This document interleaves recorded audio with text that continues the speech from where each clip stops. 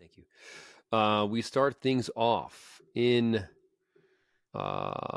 the featherweight division. Bubba Jenkins versus Chris, the Long Island Killer. Wait. Here we go. Bubba Jenkins. I'm a bad man. That's his nickname. He's the 35-year-old out of California, 21-7 as a pro, looking to get back in the win column after losing to Jesus Pinedo. And Chris Wade is the 36-year-old out of Long Island, New York, also losing to Gabriel Braga back in August. His record stands at 23-10 coming into this weekend. Mark, start us off. Give us your take and your pick of Jenkins versus Wade. So this could have been the final. A lot of people thought it was going to be the final, and they both lost their semifinal fight. So here we are. PFL decided to book the trilogy. These two are 1-1 against each other. I skipped the odds. Bubba Jenkins is minus 175 as the favorite. Chris Wade is plus 145. So yeah, trilogy fight, as I said. The second fight of this trilogy just happened in April, and Bubba took it pretty damn clearly. So for me, I just don't see why it would be much different. I think Bubba has progressed more than Wade has since their first fight that Wade won. I think you saw that come to fruition in their second fight, and I think you'll see it here. Bubba did look pretty bad against Pinedo. I don't know if it was just an outlier fight or what, but he did struggle there. Obviously, Pinedo was way bigger, so that may have had something to do with it. But I do think he'll be motivated to bounce back here. These guys don't like each other. Bubba will want to ensure that he takes the trilogy, and I think he'll do just that. So I will say Bubba Jenkins, UD. Omar. Yeah, I'd have to agree, especially with the last performance that they've had together. I think that Bubba Jenkins was a much better fighter back then, in comparison to Wade. And I still think that that's probably going to be the same result now. I don't think anything's changed. It's only been a few months. So I'm also going to go with Bubba Jenkins here by unanimous decision. Yeah, we're unanimous on this one. I think at this point, we can safely say that Bubba Jenkins has Chris Wade's number. I will also take Bubba Jenkins by UD. And here we go. Let's talk about our first title fight, our first final in this event. Jesus Pinedo versus Gabriel Braga. Hold on one second. Jesus Pinedo, I'm looking for him here. There he is. Going down for the Bellator Featherweight Championship. Jesus. What did I say? Bellator. Son of a bitch. Same thing now, baby. Technically, not a slip up. Jesus El Mudo Pinedo, the 27-year-old out of Peru. He's 22-6 with one draw. And he is in the final. He's had a hell of a year this year, man. My God, he is the one who took out Brendan Loughnane back in June of this year, kind of making a big splash in the PFL world and MMA world overall.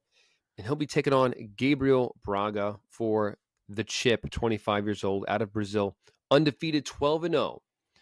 5 of his 12 wins have been by knockouts. Omar, give us your take and your pick for this final. Yeah, another fight where these guys have already met. It went Gabriel Braga's way the last time. The recent performances from Pinedo, though, have looked absolutely fantastic. I think I'm going to stick with Pinedo on this one, although I do know that he's lost to Gabriel Braga not too long ago. I think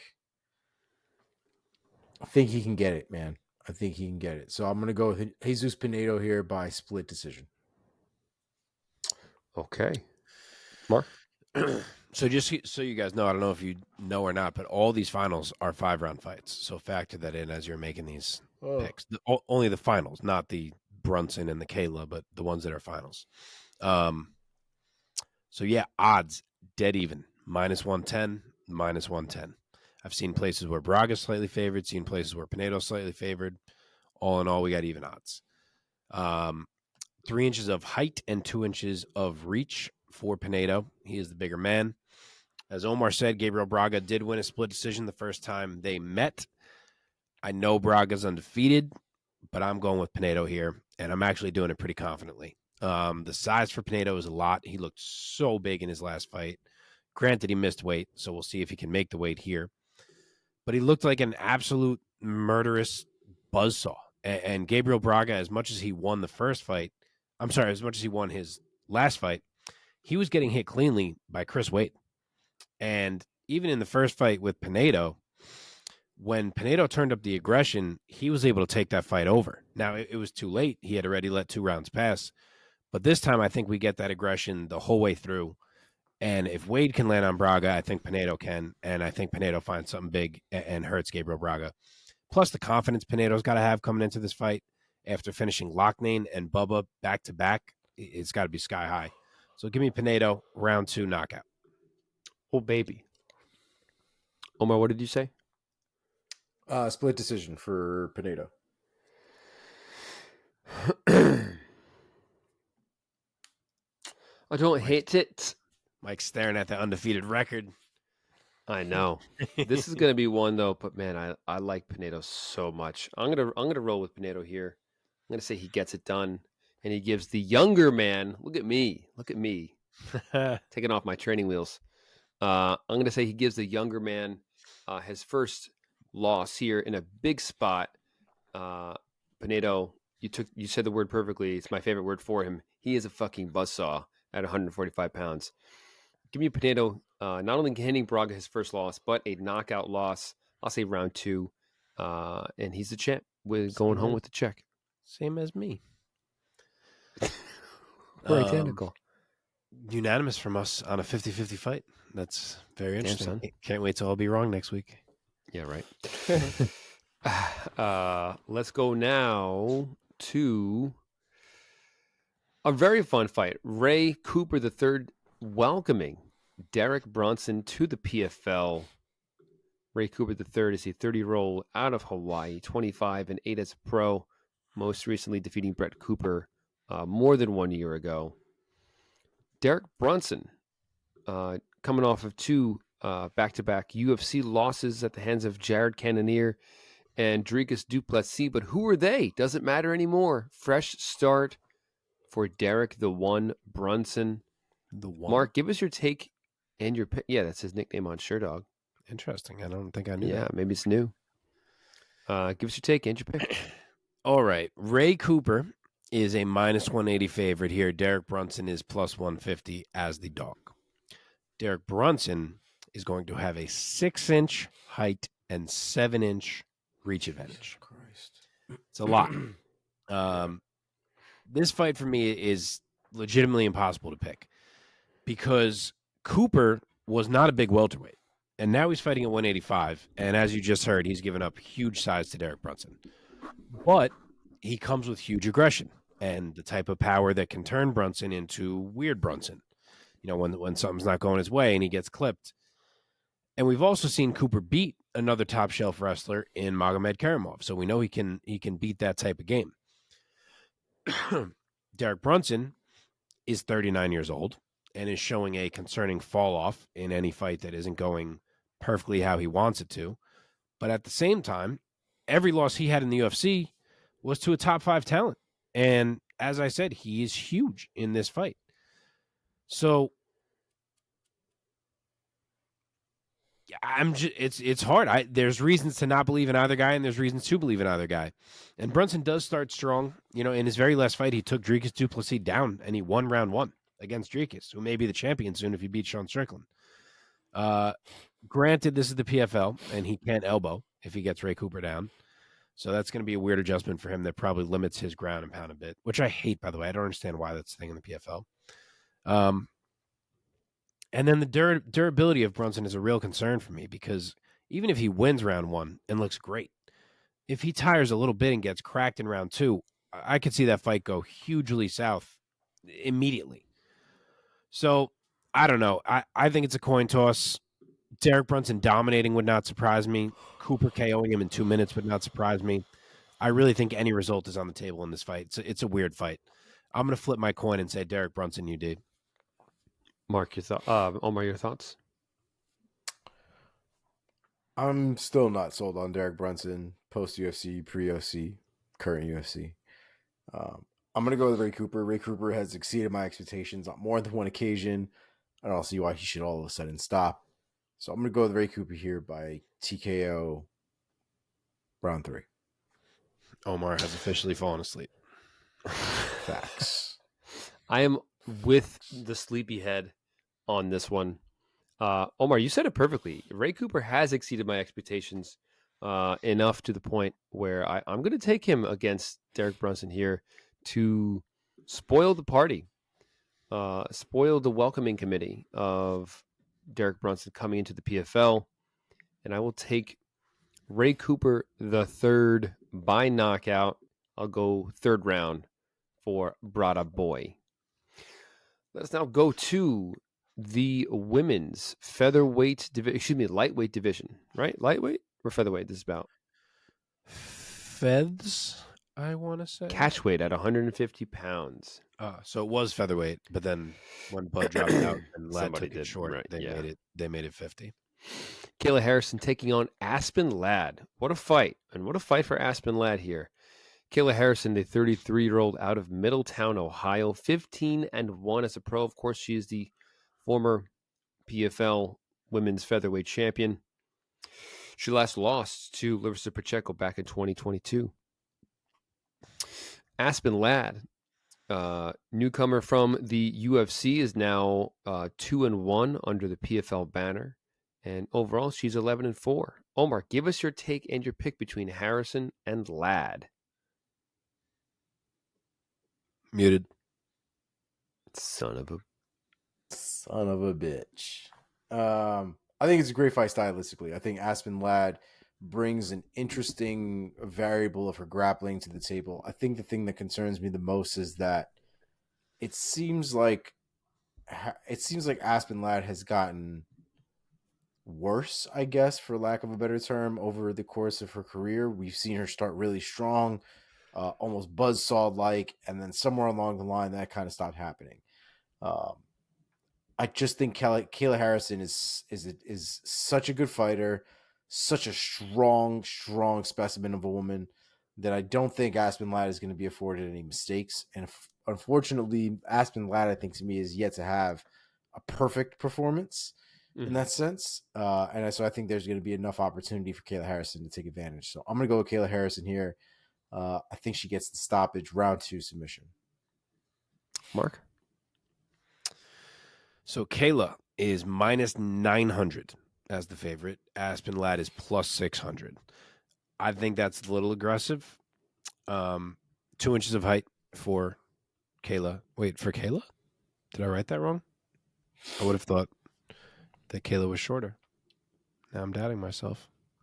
Is Kayla taller than I realize? I don't know. I'm going to have to circle back to that. Yeah, this one's interesting just because it's been a minute for Kayla. We haven't seen her in a year. Her last win was 15 months ago. And Aspen Ladd, if nothing else, has been active. Plus, as we're always saying about Aspen Ladd, there's talent there. And we've seen it before. It's just that she doesn't always manage to bring that talent out. But she is strong. She is capable of defensively wrestling. She is capable of reversing a position or creating some interesting moments in the grappling. And she is maybe the more dangerous of the two women on the feet. So there's a lot that makes Aspen Ladd live where I wouldn't have expected her to be a plus 600 dog. But Larissa Pacheco is a really, really talented fighter. And it took a great fight from her just to win 3 rounds out of 5 against Kayla. So I'm not going to pick against Kayla here. I think she can at least do enough, and at best maybe will look very good, but at least do enough. And she better be dialed in because now she has a Chris Cyborg fight waiting in the wings, and that goes away if she loses here. So she's got to be dialed in. Hopefully she will come out focused, and I will take her to win a UD. Let's go. I think I'm just not ready to routinely be picking against Kayla Harrison. I think she's just going to be too big, too thick, too strong for Julia Budd here. Budd can surprise us with a bit of youthful athleticism over Harrison. who is getting up there a little You're bit. saying Julia Budd. You mean to be saying Aspen Lad? Pardon me. That is correct. Thank you for the correction. Kayla Harrison by UD all day for this one. This is a simple pick for me. And she is 2 inches taller. I did have it right. There you have it. I was surprised. Okay, Impa Kasanganay taking on Joshua Silveira. Kasanganay, the 29-year-old. Excuse me. This is for the light heavyweight final. Excuse me. The gravity of this fight. Kasanganay, 29-year-old out of North Carolina, 14-3 as a pro, has made it to the final. Former UFC vet as well. Joshua Silveira, Conina is his nickname. The 30-year-old out of Miami, Florida, 12-1 as a pro, has also made it here to the final here. He's a LFA vet himself. Omar, start us off. Keep those eyes open, baby. Keep them open. We're almost there, babe. They're open. They are open. I like Kasanganay here, man. I've that man's really grown on me, honestly, in the last couple of years, maybe even the last year or so. His performances have been really, really spectacular, and the size of his hand is absolutely massive, and I can see absolutely why people crumble once they get cracked by him. But he's seemed to have found something in the last few fights that really seem to get him on a nice little trajectory, a nice little momentum. So I'm going to stick with Kasanganay here. I think he continues to crack people. I'm going to go with round 1, KO. Okay, Mark. Impa is the favorite. He's minus 180. Josh Silveira is plus 155 on the other side. 2 inches of height for Josh. The reach is the same. Both of them are small light heavyweights, so they'll actually get to fight someone their own size here in the final instead of fighting some of the bigger dudes they've had to get through to get here. And yet again, I'm very torn. I think that Silveira is the more talented martial artist overall. He can strike, he can wrestle, he can grapple, he can kind of do it all. But Impa carries the nukes, man, and he's a strong dude. Probably the more athletic of the two. And he is on one hell of a run. So this is one of those typical matchups where I think one guy, Josh in this case, has to either be all the way in or all the way out, because on the outside he can work his kicks and be okay to try to keep that range. But in the boxing range, Impa's going to be really, really dangerous. And I am a little worried about Silveira's cardio in a 5-round fight. There was some signs in his last fight that it was fading in round 3. And I could see myself really regret doubting Impa here. This is my one that feels a little risky, but I'm just going to say that the game Impa has to play here is a little trickier than the game that Josh does, in that Josh can kind of keep it in or out, whichever he needs to in the moment, and Impa has to find that boxing range and find something. So I'm going to say Josh can find a sub in this fight, and I will take him by round 3, rear naked choke. What are the odds again? Tell me the odds. Minus 180 for Impa and plus 155 for Josh. Wow. It's close. As impressive as Impa looks, Josh is technically on paper the bigger knockout threat, the bigger finish threat overall. I mean, the man is a savage here. That being said, I'm going to go off of their experience with Impa having UFC experience and Silveira coming out of LFA, which is probably the biggest regional show in the U.S. But Impa's also been on a tear, man. So I'm going to go with him. I'm going to say that he hands Silveira his first knockout loss. Give me Impa. I'll say round 1 knockout. He stunned Silveira, winning $1 million in the process. Nice. Okay, here we go to the welterweights. Let me get this going here. Magomedkerimov taking on Sadibou C for the welterweight championship, and once again $1 million. How many times has that joke been made around PFL? Okay, Magomedkerimov, the 33-year-old out of Dagestan, Russia. His record stands at 33-6 with another 22 finishes 13 of them knockouts. He's on a 5-fight win streak coming into this championship bout, and he's made it to the final. Prior to PFL, he was mostly in Europe, fighting on regional cards in Europe. Sadibou is the 36-year-old out of Stockholm, Sweden. He is 16-6 with 2 draws and 1 no contest. Half of his wins have been knockout victories. He has also been on an absolute tear. He's on a 7-fight professional winning streak coming in to this championship match. He won last time, right? Last year? Yes, he did. So he's going for the repeat here. Yep. He made it into the final here by winning a split decision victory over Carlos Leal Miranda back in August. And here we go. Omar, start us off with your take and your pick for Sadibou versus Magomedkerimov. And real quick, Maga won in 2021. So they have won the last 2 of these combined. Yes. I think this is one of those things that we end up seeing at the PFL a lot, or a lot of these rematches, just because of how circumstances tend to roll out. But I think it's an interesting fight. Magomed has just the type of record you would expect a Magomed to have. 33 wins, 6 losses. Nice little variation between CKOs and submissions and decisions. So it's, seemingly like he's pretty well rounded in that sense.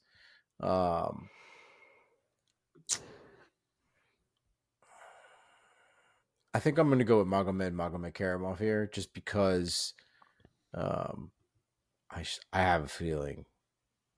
I have a feeling. I do.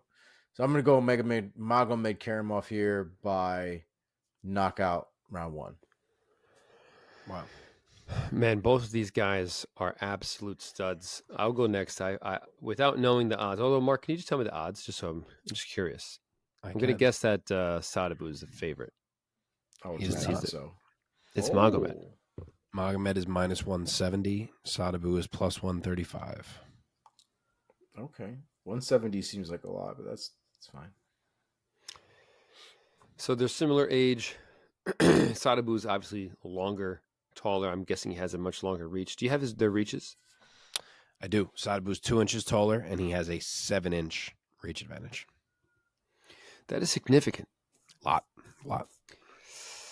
That being said, Magomedkerimov, he's a more lethal finisher with more finishes on his record. He has more subs than C even has total finishes. He has another 13 knockouts on top of that, and he is the younger man on top of that. So I'm going to go with Magomedkerimov to get this one in the bag. I think he's going to knock out Sadibou. I'll say 3rd round, and once again, champion Magomedkerimov. Mark? Nice. So, yeah, as I said, minus 170 plus 135. C, 2 inches taller, 7-inch reach advantage. This is another tough one. There's some tough ones on this card. Sadibou has been on a hell of a run since the start of last year's season. As we said, he's the 2022 champ. He's looking to become a repeat champ. I've loved the way he's been fighting this year. He has had much more of a killer instinct than we saw last year, and it's evident in the finishes that he's getting. And that reach is a lot, and he knows how to use his reach, which makes him dangerous here. But Magomed did get him the first time they met back in 2021, and I think he can do it again here. And I'm really basing it off of C's most recent fight. He did not have an easy time with Carlos Leal, and it's because Leal was able to get inside. And I think Magomed can play that game way better than Leal even can. Plus, he'll be comfortable on the feet. He's a good striker himself. He's got to deal with the reach, of course, but I think he can do enough to find moments to get inside, change this fight with takedowns, and get the dub. So it's another one that I could see going either way, but I'm going to go with Maga Millions to be Maga Millions again and win via UD. And Omar, what did you say? He said Magomed round 1 KO, I think. Correct. That is correct. So we all said Magomed. We did. Mm-hmm. We did. For some reason, I felt like you were going to take C. Nope. Okay, let me cue up the next. Omar, how you doing? You're hurting, buddy? I'm dying inside. Okay, well, it's fine. It's fine. I just want to wrap you up in a blanket, my friend. Like a burrito. I'll pass out before you're even done rapping. Okay. All right. Women's featherweight final. Larissa Pacheco back in the final after winning last year. Let's go. Larissa Pacheco this time taking on Marina. How do you say her last name again? Mokhnatkina? Mokhnatkina, yep. Thank you. Larissa Pacheco has made a splash, handing Kayla Harrison that loss. She's the 29-year-old out of Brazil, 22-4 as a pro. Only 3 of her wins have gone the distance. She has 11 knockout victories and 8 other submission victories. Like I said, she defeated Kayla Harrison to win it all last November. And here we are again. She's back in the final. She made it. She got here in style. She defeated Julia Budd, then knocked out Amber Leibrock, and then knocked out Olena Kolinzik. I'm saying that wrong. Kolesnik? Yes, Kolesnik, yep. Marina Mokhnatkina is the 35-year-old out of St. Petersburg, Russia, 11-3 as a pro with 7 finishes, and she has made it to the final. Omar, go first. Well, I can tell you what I'm not doing is picking against Larissa Pacheco. Larissa Pacheco in the last couple of years, I think for me has been a real underdog kind of story. When you fight people like Kayla Harrison's of the world and stuff like that, and you don't really have a name attached to yourself, a lot of people tend to write you off without any real reason other than the fact that, you don't have anything proven yet for us to think that you can beat somebody like a Kayla Harrison. And she told everybody to go fuck themselves, and she did it anyway. And now she's got the type of momentum where we really have to start looking at her as a real power puncher, as a bruiser of sorts. She's got really, really nasty hands. She has good footwork. She has good hand speed.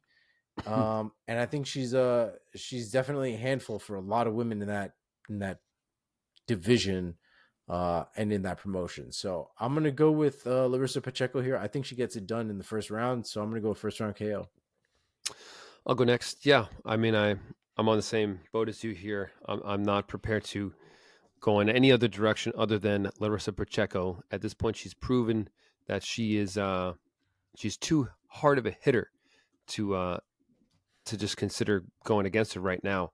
I know that Marina Mokhnatkina is a submission threat for sure with those 6 submission victories and only 11 wins. So more than half of her wins have been by submission. She has quite a few knee bars and arm bars on her record here. And a bit of a diversity of different submission wins. That being said, I'm not going against Pacheco right now. She's the defending champ. I think it's her second $1 million check in a row.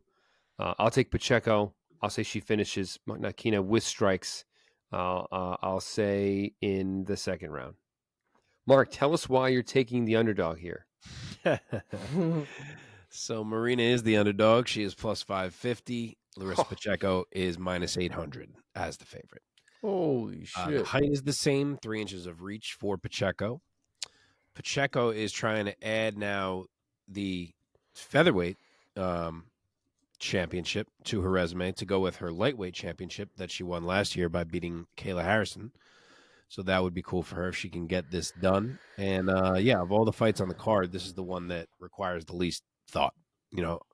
I don't want to dismiss Marina. She is good. She has won 7 of 8, with the only loss being to Kayla Harrison. She's finished 3 of her last 4. So her somehow finding a sub would not be out of the realm of possibility because she is very slick. But Pacheco is a runaway train right now. She's a bulldozer. She's an unstoppable force. I think you need more than what Marina brings to stop the roll that Pacheco is on at the moment. So it may last a little longer than her last couple fights, which were like 30 seconds each. But I still think that before that first horn sounds, we see Marina fall. Larissa Pacheco, first round knockout. Okay, we move on to the heavyweights. Renan Ferreira taking on Denis Goltsov. Goltsov, excuse me. Thank you.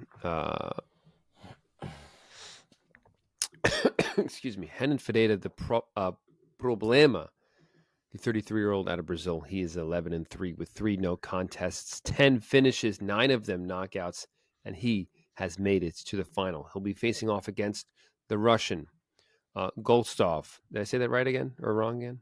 Goltsov. Goltsov, thank you. 33 years old out of Russia. His record stands at 32-7 with 26 finishes. 15 of those are knockouts, and he is in the final. Mark, go first this time. Give us those odds and then your take and your pick. So they're fairly wide. I didn't think they were going to be quite this wide. Goltsov is minus 255 as the favorite. Ferreira is plus 205. This size is on Ferreira's side. He is 3 inches taller, and he has a 7-inch reach advantage, which is pretty significant in a heavyweight fight. And he is an absolutely frightening striker, as he showed again in his last fight with Maurice Green. But the key to me in this fight is that he is fighting someone who can take him down. And the last time we saw that was when he fought Ante Delia, and it went very bad for Ferreira very quickly. So has he shored that up? Can he stop Goltsov from taking him down? Can he maybe finish Goltsov before he even gets the chance? It's very possible, but I'm not going to pick it. And really, it's because of the jab of Denis Goltsov. He has a really, really good jab. And I think he can rely on that to keep Ferreira at bay until he is ready to close that distance and feels like he sees an opening for a takedown. So I think that keeps him safe enough. And when he does find the takedown, I think it's ground and pound city. The question for me is just if it ends with a TKO or a sub, but I'm going to say round 1 TKO for Denis Goltsov. Omar, go. Yeah, I'm kind of in the same boat, to be honest. I think that he has Goltsov, has kind of the ability to do a little bit of whatever he really wants here, if we're being completely honest. I think he's a very, very good fighter, very solid base. I think this ends up being a finish of strikes. It's probably something like a not like a club and sub, but obviously just good old fashioned knock Just him a club. down. Yeah, just a good old fashioned clubbing. Club and club. But I do think Goltsov ends up finishing him on the ground. I do think it ends up being pretty bad TKO. But I do give him TKO round 1. I was just going to say a club and club, otherwise known as a TKO. So you said who by TKO? Goltsov. Mm-hmm. Goltsov. Guys, this is a field pick. I'm going to go with Ferreira. I have liked what I've seen from him quite a bit. He's a gigantic, scary heavyweight, and I'm going with him. I'm going to say he hands Goltsov a knockout loss, winning the title and the money. I'll say round 1. Let's go. I mean, all of his finishes have been round 1, so we're all on round 1 in that fight. If it gets out of round 1, it's probably going to be Goltsov, but I'm going to say Ferreira gets it done in the first, finds the chin, hurts him, swarms him. He's 6'8". My God. He's a monster, dude. He's a monster. Yeah, he is. What do you do up there? I don't even understand. Okay, last one, boys. Here we go. We have made it to the finish line. The final, the main event of PFL 10, once again going down at the Anthem in Washington, D.C. The final lightweight clash between Clay Collard and Olivier Aubin-Mercier, OAM, the Canadian gangster, for all the money and for the belt. Clay Collard, Cassius, the 30-year-old out of Utah, USA, 24-10 with 1 no contest, 14 finishes, 11 of those are knockouts, and he is in the final. OAM is the 34-year-old out of Quebec, Canada. His record stands at 20-5 with 12 finishes. 8 of them are submissions. And he is in the final after winning last year. He won last year in impressive fashion, knocking out Stevie Ray in November, winning the money and the belt. And he is back in the final.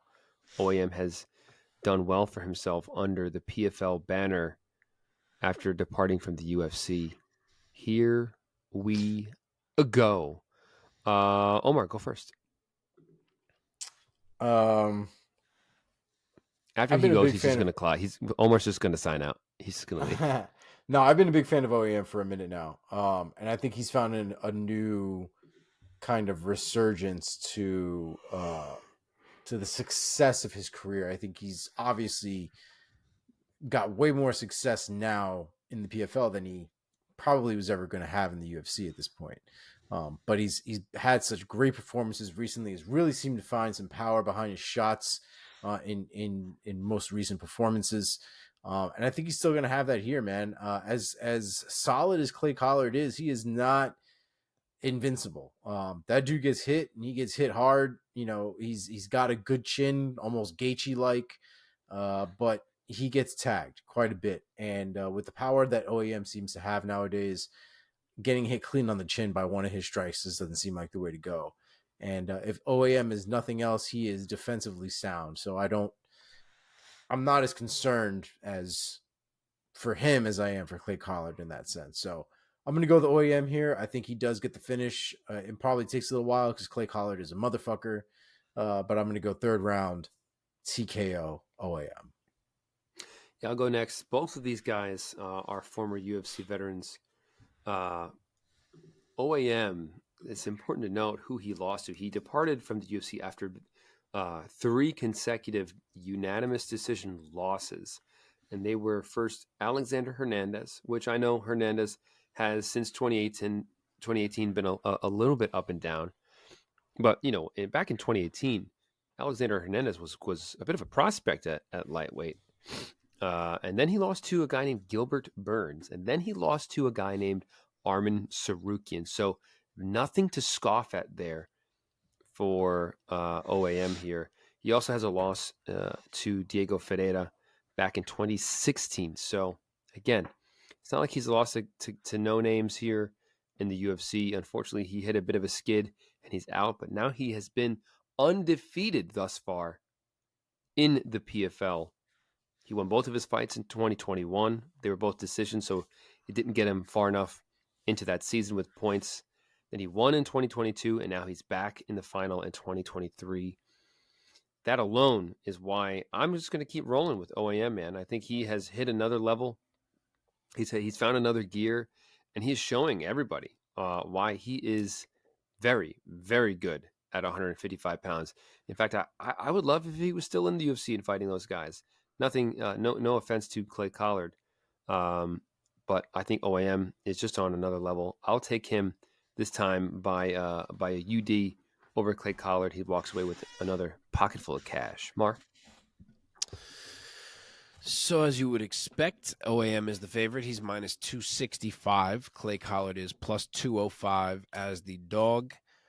2 inches of height and 2.5 inches of reach for Clay Collard here. And I think this is a great final because OAM, I agree with you. He has shown that he is a level above the rest in PFL at 155. And he has shown that he is a level above Clay Collard. But if there is anyone who can pressure OAM enough to knock him off his game, it's Clay Collard. The man is a walking wood chipper. And it's only with his hands, which is wild because it still feels like he is coming at you from all angles. He just doesn't stop. He rips the body, and he's going to find ways to test you. And OAM, as we know, he kind of prefers to fight a controlled fight where he can rely on his technique and his range management and up the pace when he wants to and close the distance when he wants to. And you know Clay Collard is going to come in planning to do anything he can to make sure OAM is not allowed that luxury. So for that reason, I do think it's an interesting matchup. I do think Clay Collard is live. But even with all that being said, I do think OAM is that good, and I think he has too many choices here. He can reset range by working his kicks and keep space that way. And most importantly, I think he can duck inside and take this thing down. And I think that when he does, he has a pretty big advantage on the mat. Despite having a nice chunk of subs in the UFC, he doesn't have any in the PFL yet. And I'm going to say that changes here. So I will go OAM round 3 submission. If it does make it to the 5th, though, don't be surprised to see like a Clay Collard onslaught happening. But I'm going to roll with OAM.